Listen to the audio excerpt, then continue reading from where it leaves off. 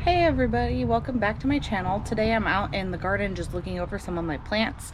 Today is supposed to get up to 102. It's going to be the hottest day in May, and I wanted to check over my plants, make sure that they weren't going into shock, and I've noticed that a couple of them are. So I'm going to give them some water here. Hopefully that'll allow them to flush back a little bit and bounce out of the snap that they're going through from the heat. They're looking really droopy though. So here's the first one that I noticed looking really wilty, especially here in the leaves, and feeling a little bit crispy. So we're gonna give him a good soaking. And my cosmos, even though I watered them day before yesterday, they're looking a little bit on the droopy side too. So we'll give them a real good soak as well. And then if we go over here into the berm, the center garden, I noticed that my Gerbera daisy, it was looking really good this morning, and now it has just fallen over and wilted in this heat. And this zinnia too is not looking that happy. Look at that, his little leaves are droopy and his flowers, and this guy has just completely fallen over. So we'll give them a good soaking, and hopefully that'll allow them to flush back.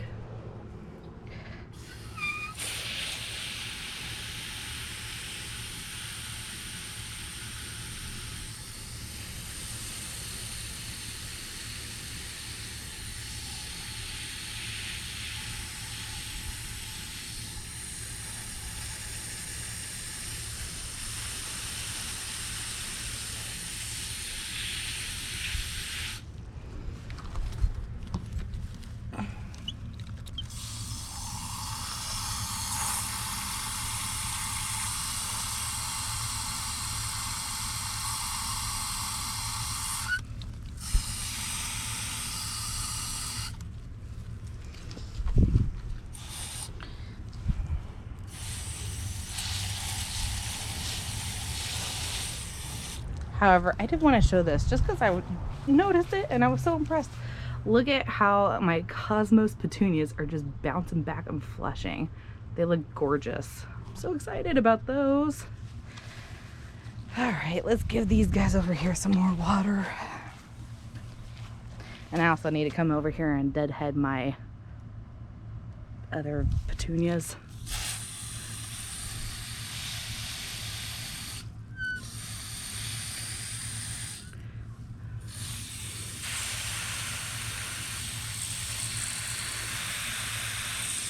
Even the lobelia looks a little stressed, so we're gonna give that some water too.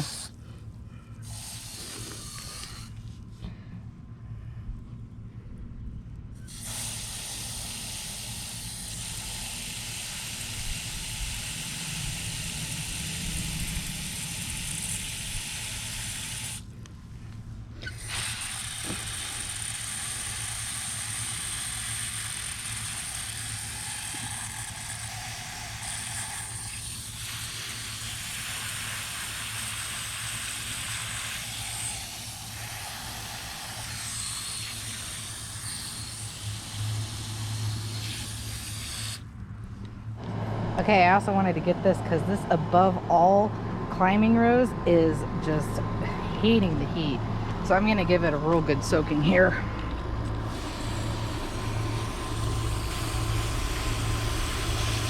And I'm probably gonna water this 2 or 3 times today just to give it real good saturation, because it just requires a lot more water right now, especially since it's in this black bucket and is in direct sun for most of the day up until probably about 3 o'clock.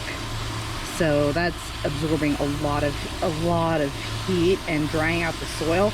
So we're just gonna give it a real good soaking. And in fact, I have a drip over here. I might just go ahead and move the bucket over and hook it up to this drip from where I ripped out the other rose bush and moved it. So I think that might help as well as if I put it on a drip as well. You can also see this foxglove here is not tolerating the heat very well. It's kind of looking a little bit worse for wear as well. So we're just gonna come out here this evening and give it another real good soaking so it gets 2 waterings today. Hey everyone, so it's a little bit later and I ventured back out into the garden to do my second watering and also check on some of the plants that were looking a little droopy, and just wanted to give you a quick update. So let me turn the camera around. So as you can see, now that they've gotten a little bit of water and are in the shade, they are looking a lot better. All these dry, crispy leaves are now bouncing back and it's looking a little bit more flush. And over on this side, as you recall, that Gerbera daisy was not looking happy. Look at that, all of its leaves perked right back up. The flowers are not wilted over anymore. And here's the zinnia. All those leaves are looking a lot more perky. So are the flowers. So that makes me really happy. I don't have to worry about them so much, but I'll make sure to give them some extra water in the coming days because it's going to be very, very hot. Also, I wanted to show off the bumblebee on the butterfly bush. Hello, bumblebee. Please continue to pollinate away. Let me see if I can get in really close and you can see his little thing go into the flowers.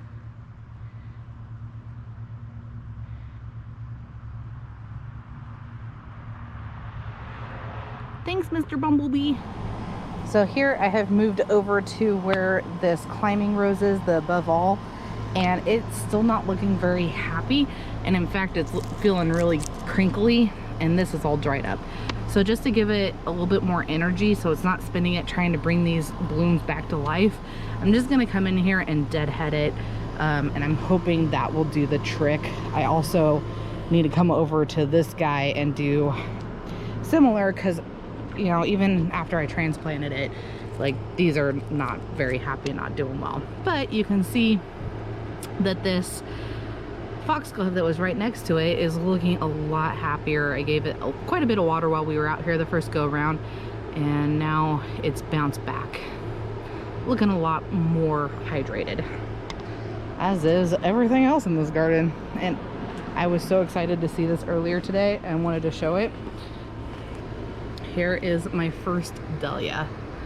Isn't that gorgeous? I'm so excited. This is the Thomas Edison dinner plate dahlia, and it's going to get a lot bigger. You can see, like, down inside,